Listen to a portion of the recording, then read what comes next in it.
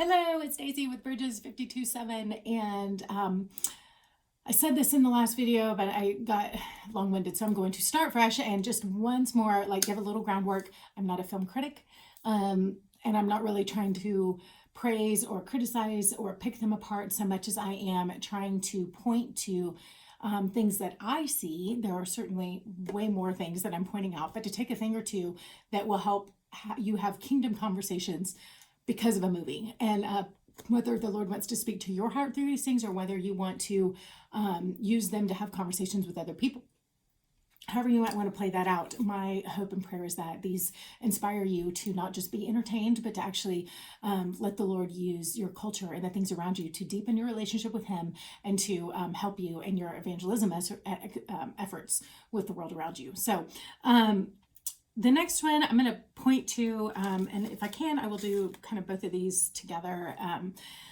Ordinary Angels just came out with Hilary Swank, and it's fantastic. I really liked it. It's a definitely more Christian movie. They're not presenting the gospel, but you do get the feeling that it's kind of a Christian movie. And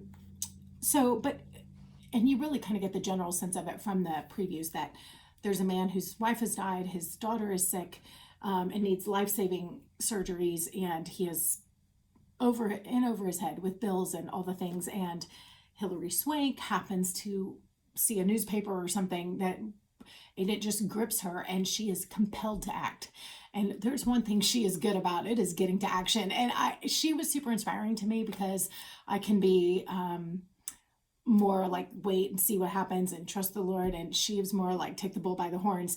There is a place for both, and I think the movie kind of does a good job of honoring both. He was just gonna wait and trust, see what he was over his head, and she shows up and suddenly things happen. Both are important, and God honored both. He's not shamed for not doing more. He stayed in his lane and did what he could do. She gets in her lane and in his. Frankly, she's kind of a bulldozer. She admits she has boundary problems, but she kind of gets in everybody's lane and just takes over. And it was hard to handle, but actually it was really needed. And so I'm reminded of a couple things. One, when I think so often we have a tendency to want to help someone and say, you need more faith. And I love that when Jesus, the friends lowered the person through the roof, he said, the faith of your friends has healed you. He didn't, the faith of the man on the bedding was never a question. He didn't have to have any faith. God never asked him. He said, the faith of your friends. That sometimes it is enough for us that someone else has faith for us. Sometimes we can't have it for ourselves because we're so worn out, frankly. We have seasons where we've lost it. And that's where James says, get the elders to come and pray for you. There is a place for that because their faith can help buoy you when you don't have your own. Also, I would say Lazarus wasn't really, his faith was never a question. Jesus wasn't like, now that you're dead, do you think you can be raised? Jesus said, come forth. Done. It was Jesus's faith and his prayers that were on the line at that point, not Lazarus. So I see that in this movie a little bit, that her faith that they could have, that she could raise money and do things and whatever, that's what made it happen. And he was a little bit of an Eeyore. He was reeling from grief and in survival mode, and that's okay. The Lord totally met him where he was at and was patient and merciful with him and wasn't shaming him for not having more faith. And in fact, he's a little burned out on faith because he felt like God already failed him. So I just love that there's a sensitivity to that, and an honesty there. I find a great message of hope in that for those of us who have been stuck in grief, or just for whatever it may be, we're stuck and don't have what it takes to get moving forward, that God can be so merciful and bring someone else who does have that, and they can come get the ball started for us. And God is so much bigger than we make him out to be. So the other thing, so a couple things that I wrote down. People are really complex. They did not oversimplify.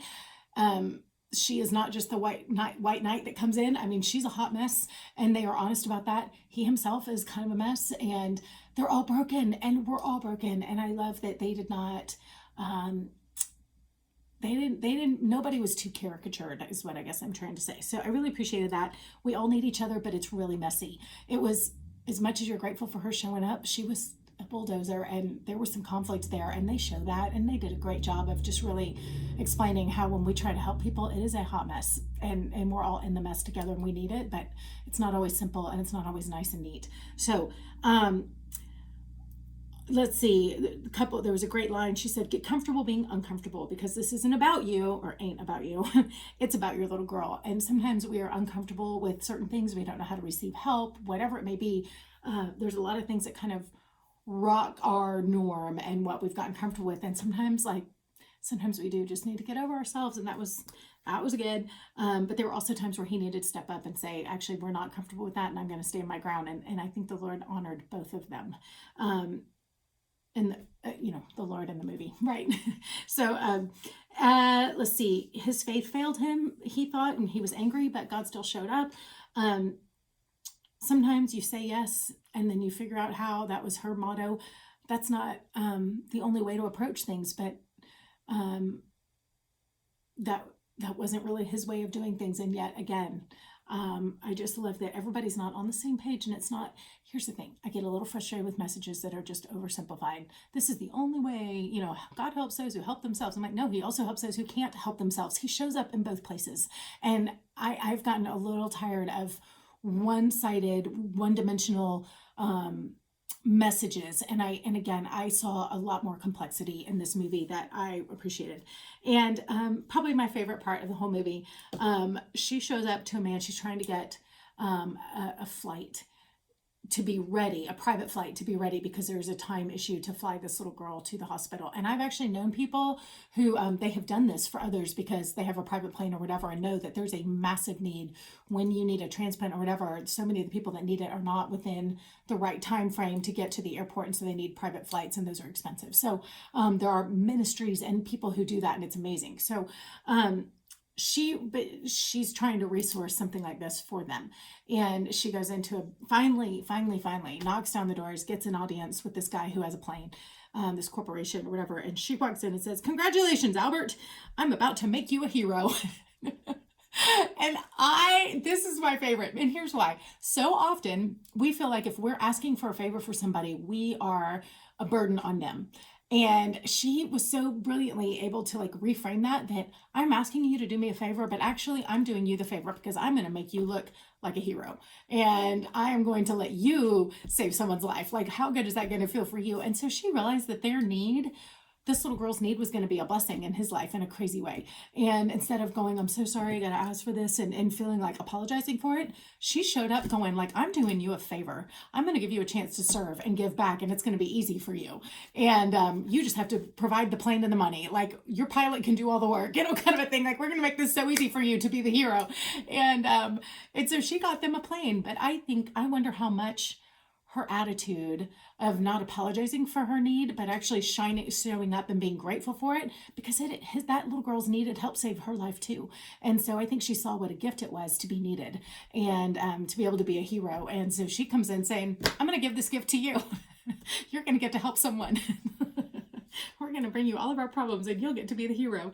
But I think there is... I think that's more profound than we probably realize. So for what it's worth, I thought that was fantastic.